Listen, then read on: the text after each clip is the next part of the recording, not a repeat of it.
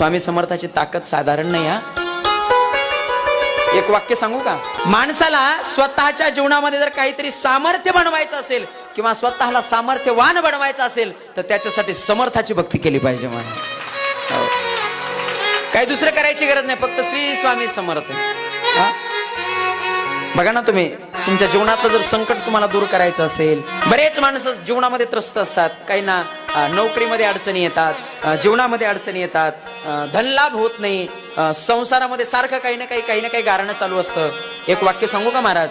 दररोज नित्यनेमानं तुम्ही घरामध्ये पूजा करत असताना स्वामी समर्थाचा फक्त 21 वेळा जप करा. 21 वेळा, फक्त 21 वेळा. माझ्या जीवनातला अनुभव सांगतो, मी माझ्या स्वतःच्या जीवनातला अनुभव सांगतो. दररोज सकाळी नित्यनेमानं तुम्ही पूजा करत असताना देवाच्या जवळ बसायचं, देवालयाजवळ बसायचं आणि श्री स्वामी समर्थ, श्री स्वामी समर्थ फक्त 21 वेळा जप करा. बघा, नक्कीच तुमच्या जीवनातली संकट दूर झाल्याशिवाय